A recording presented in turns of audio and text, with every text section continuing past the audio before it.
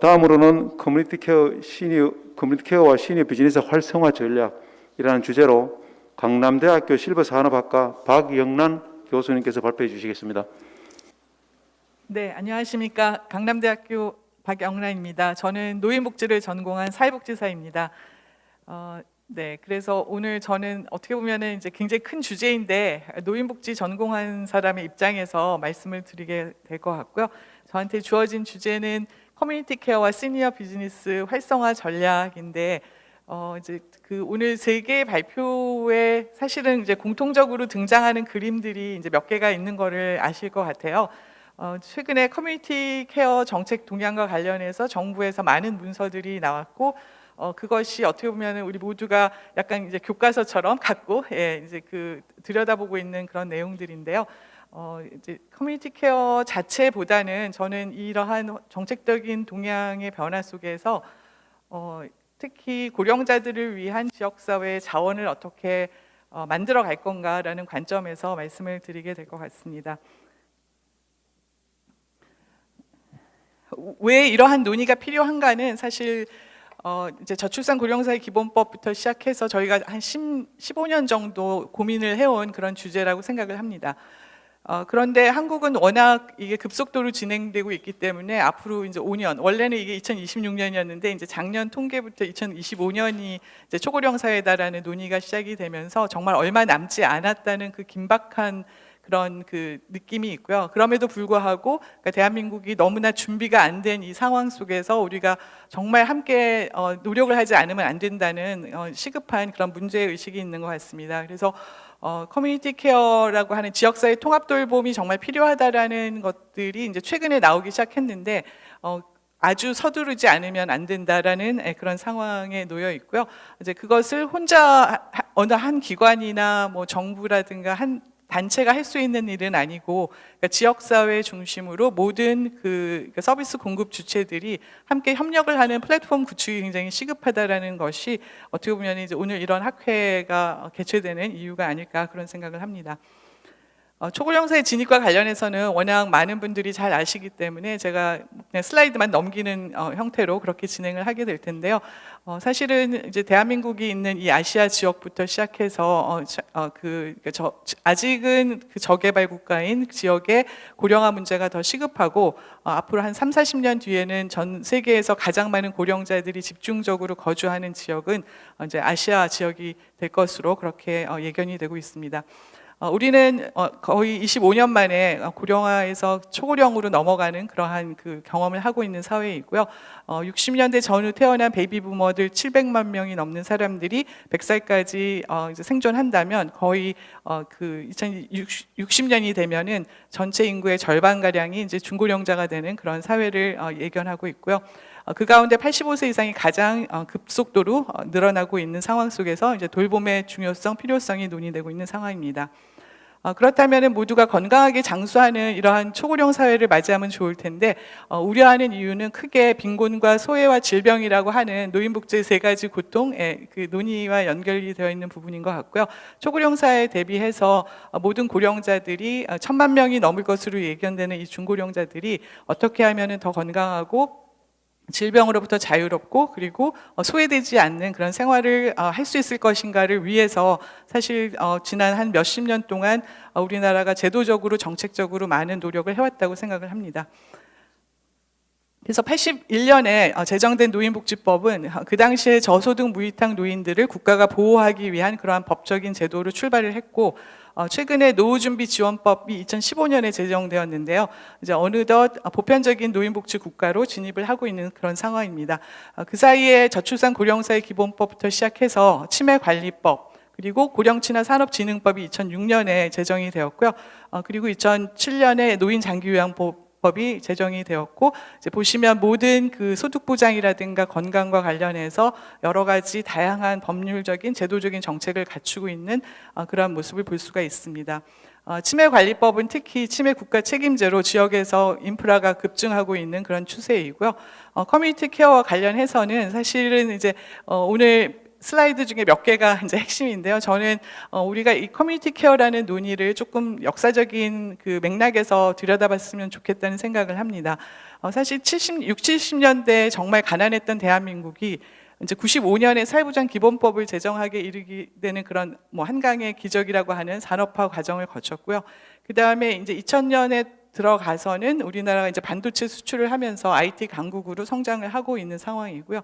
2016년에 그 알파고 게임 때문에 갑자기 4차 산업혁명의 담론이 확산되면서 이제 최근 2, 3년 사이에 커뮤니티 케어라는 또 정책적인 동향이 발표가 되었고, 이제 최근에 디지털 뉴딜까지 발표되는, 그러니까 지난 한 10년간의 급속한 어떤 그 제도적인 정책적인 환경의 변화를 보면서 이제 확실한 것은 이제 커뮤니티 케어도 ICT 기반으로 갈 수밖에 없다. 그래서 이제 커뮤니티 케어 앞에 디지털 커뮤니티 케어가 붙어야 되는 그런 시점이 된 것 같은데요. 이제 문제는 용어인 것 같습니다. 너무나 다양한 유사한 용어들이 범람하다 보니까 도대체 내가 하고 있는 일이 무엇인가에 대해서 굉장히 정책적으로 혼란스러운 그런 것들이 많은 것 같고요. 이쪽에 관심 있는 어떤 그 주체들이 늘어나면서 서로 다 이걸 하고 있다라고 이제 생각하거나 이제 주장을 하기 때문에 이제 그 가운데 그러면 정말 내가 우리 조직이 뭘 해야 될 건가라는 것이 굉장히 고민스러운 지점인 것 같습니다. 최근에 스마트홈이라든가 스마트 시티와 관련된 그런 그 큰 정책들이 많이 추진이 되고 있는데요. 들여다 보면은 그게 커뮤니티 케어인데 스마트 홈이나 스마트 시티를 추진하는 그 지자체의 어떤 뭐 아니면 정부 부처에서 추진하는 그런 조직에서는 그것을 커뮤니티 케어라고 보지 않는 경우도 많은 것 같아요. 그래서 결국 이제 현장에 오면은 그러니까 다양한 부처의 정책들이 추진되는 가운데 어떻게 이것을 유기적으로 그러니까 지역 중심으로 엮어낼 것인가가 굉장히 중요한 이제 과제가 아닌가 그런 생각을 합니다. 아직도 사회복지 현장에는 우리의 사회보장 기본법에서 사회복지라는 용어가 사라졌다는 것을 모르고 있는 그런 경우가 많은데요. 그러니까 사회복지라는 용어 대신 사회서비스가 등장한 것이 2012년이고요. 그렇다면은 그 사회서비스라는 것은 사회복지사들뿐만 아니라 의사, 간호사, 물리치료사, 작업치료사, 기타 등등 다양한 그 돌봄을 제공하는 서비스 제공자들이 함께 일하는 사회 서비스의 어떤 영역을 만들어 놓은 그런 상태라고 보면 될 것 같고요. 그런 가운데 이제 커뮤니티 케어 담론이 등장을 했습니다. 지역사회 통합 돌봄으로 이제 정책적으로 이제 공식적으로 명칭이 변화되는 과정 속에는 도대체 커뮤니티 케어가 무엇인가라는 그런 그 어떤 뭐 논의가 많이 있었는데 핵심은 탈시설화인 거고요. 그러니까 근데 80년대, 90년대에 그런 어떤 그 서양 사회에서 많은 시설로 장애인, 고령자들, 아동들이 이제 시설 보호를 받던 그 시절에 이제 포화 상태가 도달한 것이 이제 70년대, 80년대인데 그 당시에 오일 쇼크가 오면서 시설 보호가 너무 고비용 서비스이기 때문에 어떻게 하면 집으로 돌려보내서 지역사회에서 돌볼 것인가에 대한 담론이 있었고 이제 그 가운데 그것이 국가의 재정적인 어떤 효율성에도 기여하지만 또 한편으로는 보다 인간다운 삶을 보장할 수 있는 이제 지역의 어떤 그 돌봄 시스템에 대한 욕구가 이제 커졌던 것 같습니다.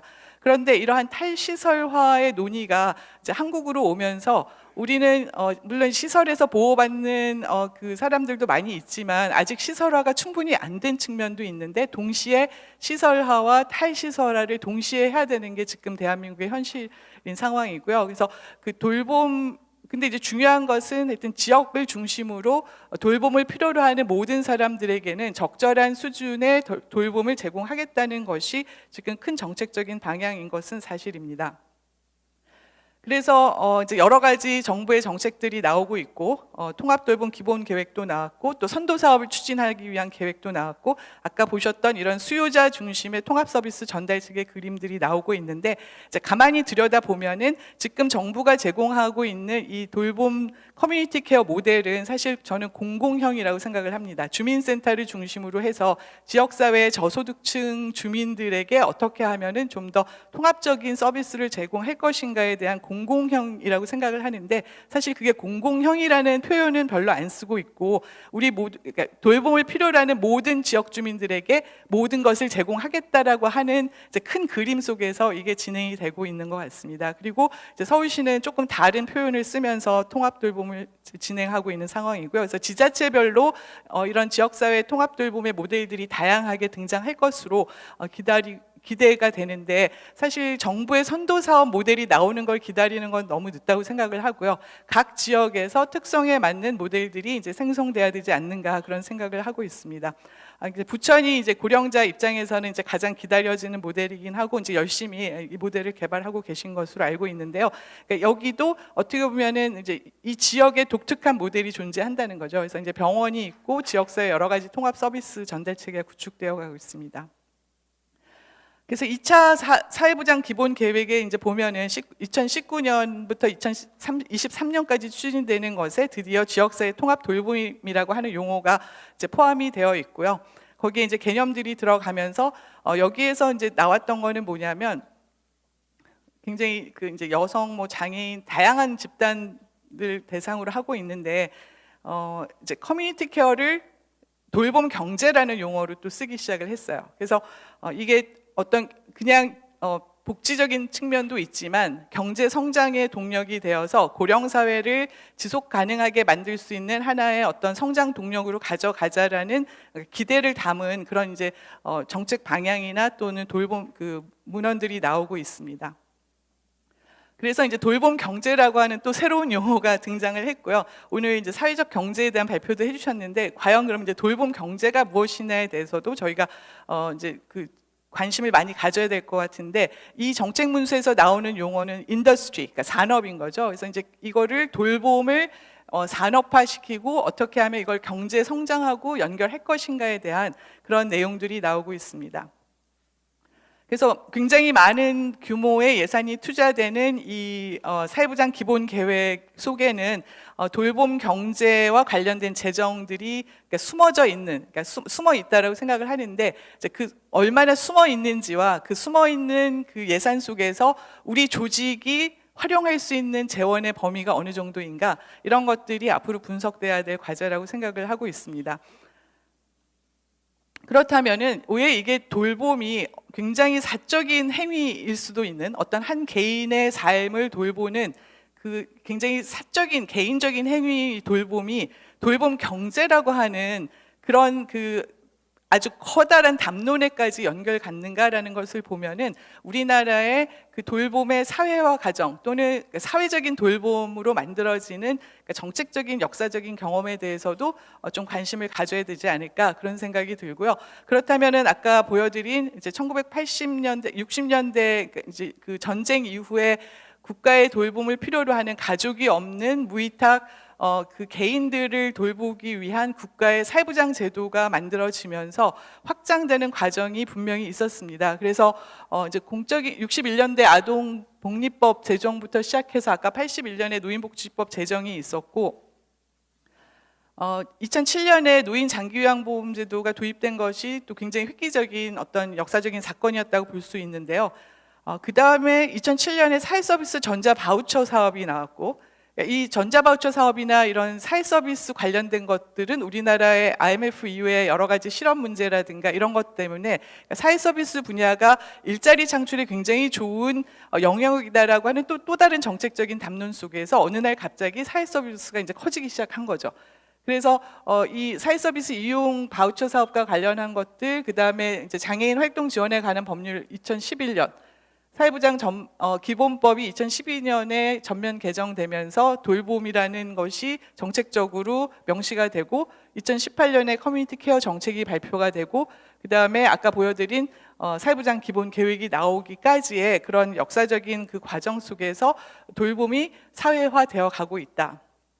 그런데 결국은 이제 우리나라의 그 대한민국의 돌봄의 모델이 무엇인가라고 얘기하면 아주 명확하게 아직은 표현하기가 어려운 단계인 것 같아요. 그러니까 어느 정도 이게 사회화되어 가는가의 이제 그 과정 속에 있는데 아직은 그렇게 크게 사회화되지 않은, 그러니까 법적으로 여러 가지 제도적인 노인 장기요양보험법이라든가 이런 그 제도가 있어서 가족이 돌보지 않고 사회서비스 영역에서 돌보는 구성원들이 늘어나고는 있지만 여전히 그 시스템 자체가 불분명한, 그리고 소비자 입장에서 보면, 지역 주민 입장에서 보면은 내가 어떠한 돌봄 서비스를 이용할 것인가에 있어서 다양한 선택지가 분명하지 않은 그 선택권이 충분히 보장되지 않는 것이 우리의 현실인 것 같습니다.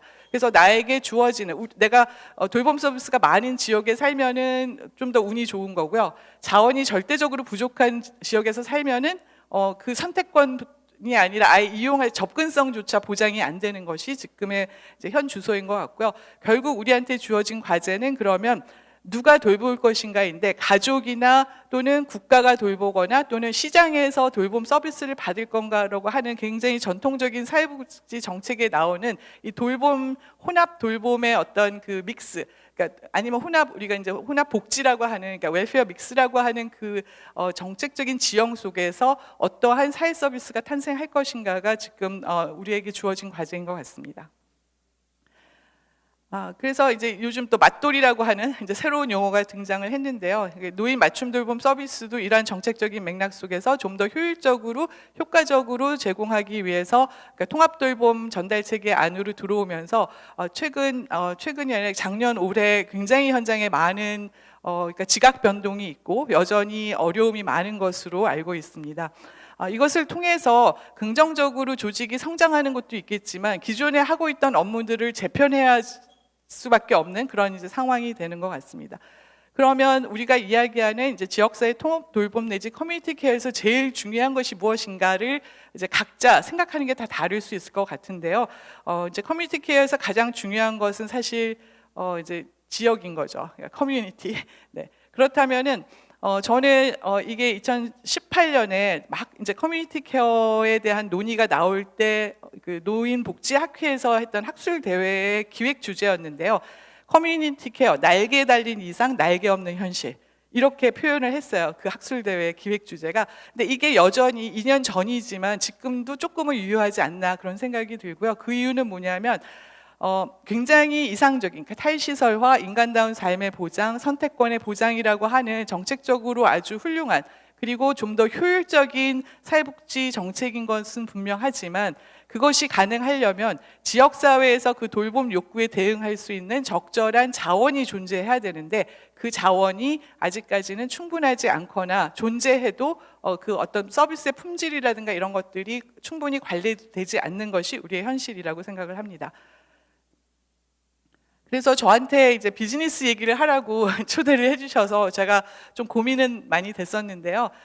이제 새로운 기대가 이제 공공 영역에서 그러니까 그 어떤 국가가 직접적으로 제공하는 서비스가 있을 수도 있고 공공성을 충분히 갖춘 서비스들이 제공될 수 있는 그 자원들이 지역사회에 다양한 유형이 존재해야 되는데 그 중에 이제 지금 아까 돌봄 경제라고 하는 정책적인 담론에서 기대되는 것은 이것을 민간 부문에서 또는 비영리 민간이 아닌 영리 민간 부문에서도 조금 자원으로 투입됐으면 좋겠다는 기대가 있는 것 같습니다. 그래서 사실은 어떻게 보면은 전체적으로 보면 그 돌봄 경제에 대한 기대가 우리 모두에게 새로운 기회를 만들어주고 있는 상황인 것 같기도 합니다. 그래서 그 가운데 그러면 이거를 비즈니스 관점에서 어떻게 접근할 것인가가 이제 주제인데요. 이미 많은 분들이 초고령 사회를 준비하기 위해서 이것이 장수 경제다라고 하는 특히 이제 고령자 입장에서는 장수 경제의 논의가 많이 있어 왔고요. 특히 베이비 부머들 기존에 상대적으로 경제적으로 노후 소득 보장이 취약한 집단보다 이제 연금을 받는 집단이 늘어나면서 소비력이 있는 그러니까 고령자들이 증가할 것이라는 것이 우리나라뿐만 아니라 선진국에서도 많은 이제 사례로 등장을 하면서 최근에 장수 경제 시대라는 얘기를 하고 있습니다. 그래서 직접 소비자가 비용을 지불하고 이제 구매력을 갖는 그러한 서비스의 영역에 대한 논의가 이제 커져 오고 있는데 이것은 사실 꽤 오래됐고요. 제가 일하고 있는 강남대학교 실버산업학과 같은 경우는 2006년에 실버산업학과를 만들었는데 사회복지와 별개의 학부로 만들었습니다. 그래서 그 당시에는 실버산업학과에서 노년학과 경영학을 가르치는 학문 분야로 해서 학생들에게 고령자들이 필요로 하는 제품과 서비스를 기획하고 뭔가 창출하는 역량을 갖추는 인력으로 양성을 했는데 최근에 와서는 실버산업이라는 용어를 별로 안 쓰고 있어요. 그러니까 법이 고령친화산업진흥법이 되었고 고령친화산업학과가 생겼고 저희처럼 실버산업이라고 부르는 곳은 아직 많지가 않아서 그렇지만 최근에 기업들은 이것을 시니어 비즈니스라고 부르고 있거든요. 그러니까 그 실버 산업이냐 시니어 비즈니스냐 고령 친화 산업이냐는 사실 동일한 현상인데 그거를 누가 어떻게 생각하고 접근하느냐에 따라서 부르는 용어가 굉장히 다릅니다. 근데 확실한 것은 이 고령화와 관련된 것이 굉장한 비즈니스의 기회다라는 것은 이제 분명하고요. 근데 이제 여기서 또 중요한 것은 그러니까 비즈니스를 어떻게 접근할 것인가인데 우리가 보통 그냥 비즈니스 하면 굉장히 영리를 추구한다라고 생각을 하는 경향이 있는 거죠. 그래서 영리를 목적으로 한다. 근데 사실 여기서 비즈니스는 사업이고 그 사업은 그 어떤 고소득, 그러니까 고이윤을 추구하는 영리 시장에서도 형성될 수 있지만 공공 영역에서도 영리를 추구하지 않는 비영리 섹터에서도 충분히 형성할 수 있는 게 비즈니스이고 또 영리와 비영리 사이에 우리가 사회적 경제라고 하는 준시장 영역에서도 충분히 비즈니스는 성립이 될 수 있는 모델이라고 생각을 합니다. 그렇다면은 이제 지역 사회가 어떤 돌봄을 위해서 필요로 하는 그런 서비스 자원을 누가 어떻게 기획해서 제공할 것인가의 다양한 유형의 모델이 존재할 수 있는데 이제 그러한 법적 근거는 이제 노인 분야에서는 이게 이제 고령친화 산업진흥법으로 되어 있는 상황이고요. 다양한 영역의 이제 돌봄 서비스들을 규정하고 있습니다. 안타깝게도 이 고령친화 산업이 굉장히 성장할 거라는 전망은 십몇 년 전부터 나왔지만 구체적으로 이 시장 규모가 어떻게 될 건가에 대한 추정치가 많지는 않은 상황이고요. 그 이유는 이것을 사실은 의료 산업이나 이런 분야, 항노화 산업이나 이런 것들이 굉장히 관련이 많이 있는데 전체를 묶어서 고령친화 산업 시장으로 추계하는 자료들은 아직 많지가 않은 것이 현실인 것 같습니다. 그래서 현장에서 고령자들이 필요로 하는 많은 용품들이 있는데 이제 분야별로 다양한 업체들이 이러한 것들을 만들어내고 이제 존재하는 거고 여가라든가 또는 뭐 주거라든가 문화 분야에서 다양한 비즈니스 모델들이 존재하는 것이 이제 우리나라의 현실입니다. 외국에서도 마찬가지로 최근에 건강한 노화를 지원하기 위한 다양한 시스템들이 개발이 되면서 또 고령친화 산업이 활성화되고 있는 추세이고요. 우리나라에서도 이제 ICT 기반한 여러 가지 시스템도 나오고 있고 또 아마존도 굉장히 중요한 시니어 비즈니스를 하고 있다라고 지금 실제로 하고 있는 기관 중에 하나이고요. 다양한 요양 사업들이 이제 활성화되고 있는데 그 중에는 그러니까 보훈 요양원처럼 공공 영역에서 제공하는 요양원도 있고 또 외국의 어떤 브랜드가 우리나라에서 프랜차이즈 방식으로 진행되는 경우도 있고 금융권이나 아니면 여러 식품업 분야에서 큰 기업들이 이쪽 분야에 진출하고 있는 것이 또한 현실입니다. 그래서 우리 입장에서는 이러한 다양한 사업 모델들이 존재할 때 이것을 어떻게 분석할 것인가라는 것이 이제 중요한 것 같고요. 결국은 이제 오늘 이제 복지재단 관계자들이 많이 이 세미나에 참여하고 계신 거로 알고 있는데요. 그러니까 지역에서 그러면 복지재단이 이제 커뮤니티 케어에 참여하는 과정 속에서 그 지역에 이제 기획을 하는 과정 속에서 어떠한 사업 모델을 선택할 것인가가 충분히 논의가 되고 그 지역의 특성에 맞는 모델로 발전해 나갈 수 있을 것이라고 생각을 합니다. 그래서 중요한 것은 이제 서비스 디자인이라고 생각을 하고요. 우리가 책임져야 되는 우리 지역에서 우리 조직 또는 우리 단체가 또는 우리 기업이 책임지고자 하는 아니면 책임지고 싶은 또는 책임져야 하는 이러한 그 지역 주민들에 대한 규모, 그러니까 수요 그리고 그 중에 특히 어떤 특성과 돌봄의 욕구를 가진 집단을 우리가 더 많이 책임질 건가라는 그 부분에 대한 것들이 굉장히 다양하게 분석이 돼야 된다고 생각을 하고요. 그 다음에 그들을 위해서 제공할 수 있는 제품과 서비스가 무엇인가에 대한 그 모델들이 정립될 수 있을 것이라고 생각을 합니다. 그래서 오늘 보여드리는 자료 중에 어떻게 보면 이게 가장 저는 이제 핵심이라고 생각을 하는데요.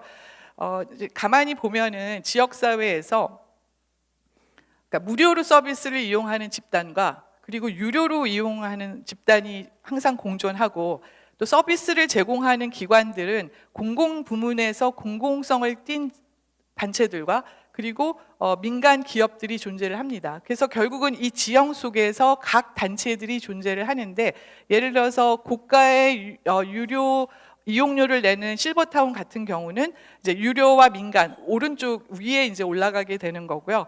그 다음에 이제 그 복지관에 다니시는데 무료 급식을 드시는 분 같은 경우는 맨 아래 또는 뭐 복지관은 아주 완전히 공공이라고 볼 수 없는 측면도 있으니까 아래쪽 왼편에 가까운 것이죠. 그래서 내가 개인의 입장에서 봤을 때도 나는 주로 어떤 영역에 있는 서비스를 이용하는 소비자인가라는 것이 보여질 수 있고요. 또 서비스를 제공하는 입장에서도 우리가 지향하는 것은 도대체 어느 지형에 속한 모델인가에 대해서 각자 들여다보고 선택을 할 수 있는 것 같습니다. 지금은 우리가 무료의 공공 서비스를 제공하지만 장기적으로 유료 민간 서비스로 단체가 성장해 갈 수 있는 가능성도 있는 것 같습니다. 그리고 사회적 경제는 이 안에서 이제 준시장 영역이니까 어떻게 보면 아주 고가의 영리를 추구하지 않는 거면서 사회적 가치를 창출하려고 하는 노력하는 부분인 거고, 그리고 그것이 그 사회적 경제 기업이 사회적 기업이나 뭐 협동조합이나 사회적 경제에 속한 기업들이 제공하는 서비스들은 다 무료일 필요는 없는 거고 실비와 고가의 서비스를 충분히 제공할 수 있는 그런 것들이 있지 않나 그렇게 생각을 합니다. 그래서 앞으로 이제 자원 발굴이나 자원 개발이 중요하고 우리가 알고 있는 선진국의 굉장히 괜찮은 기업들이나 이제 단체들은 커뮤니티 케어를 시작하면서 90년대부터 한 20, 30년씩 성장해서 오늘날 우리에게 우수 사례로 알려진 그런 기업들이 많이 있는 것처럼 이제 대한민국은 이제부터 시작이라고 저는 생각을 합니다. 그래서 아까 보셨던 그 많은 법과 정책을 조금 이렇게 유기적으로 만들 필요가 있다. 그러니까 각자 지금 만들어오는 법에서 뭔가 이렇게 그 일관성 있게 만들어지는 제도적인 개선이 굉장히 중요하고요. 그 다음에 이제 서비스 디자인 아까 말씀드렸고요. 그리고 협업 구조가 중요하다. 물론 굉장히 경쟁을 치열하게 고객을 유치하기 위한 치열한 경쟁이 필요도 하지만 모든 사람들을 다 책임질 수 없는 이 지역사회에서 협업의 생태계 구축이 굉장히 중요하고 그리고 서비스의 품질 관리를 위한 인력의 전문성 제고도 중요하고 또 정보에 대한 접근성, 그래서 이용에 대한 지원도 중요하고 그리고 이제 공공과 민간이 결국은 협업할 수밖에 없다라는 것이 이제 그 아까 보여드린 돌봄의 사회화 경제 속에서의 어떤 현실인 것 같습니다. 그래서 공공이 책임져야 되는 영역과 민간이 활성화되어야 하는 부분에 대해서도 지역마다 특성이 다르기 때문에 그것에 대한 논의가 굉장히 중요하고 또 기초 연구가 함께 가야 된다고 생각을 합니다. 네. 그래서 돌봄 경제 안에는 여러 가지 무보수 노동에 대한 것, 이제 인건비에 대한 것들, 또 이주 노동의 이슈, 굉장히 많은 그 정책적인 그 아젠다들이 숨어 있기 때문에 이런 것들이 충분히 논의되고 이제 상생의 모델들이 나와야 된다고 생각하고요. 저는 디지털 포용 추진 계획이 우리한테 굉장히 좋은 기회다. 그래서 몇백조가 될 것 같은 이 예산 속에서 이 지역사회의 돌봄을 위해서 커뮤니티 케어를 위해서 함께 뭔가 그 예산 확보를 위해서 노력을 했으면 좋겠다는 생각을 하고 있고요. 이 AI, 뭐 디지털 댐, 이 모든 것이 관련이 있는 것 같습니다. 그래서 커뮤니티 케어 시대에 이 사회 서비스를 활성화하기 위해서는 사회복지 현장의 이 그러니까 그 덜 디지털화된 우리의 현장의 모습을 이제 바꿔 나가기 위해서 노인 돌봄 서비스의 디지털 전환도 필요하다고 생각을 하고 있고요. 최근에 ICT 돌봄 관련한 여러 가지 논의들이 있고 많은 내용들이 콘텐츠들이 유튜브로 제공이 되니까 이제 관심을 가져주시면 좋을 것 같습니다. 제가 너무 짧은 시간 안에 많은 내용을 전달하려고 하다 보니까 이제 두서가 없어졌는데요. 이제 제일 중요한 것은 결국 커뮤니티 케어가 활성화되기 위해서는 지역의 다양한 자원들이 잘 발굴이 되어서 주민들에게 선택권을 보장하는 것이 중요하다라고 말씀드리고 발표를 마치도록 하겠습니다. 감사합니다. 예, 발표해 주신 박영란 교수님께 감사드립니다. 박영란 교수님은 이 시니어 비즈니스 또는 고령 친화 산업에 사실은 한국의 독보적인 그런 분입니다. 한 번 더 박수 보내주시죠.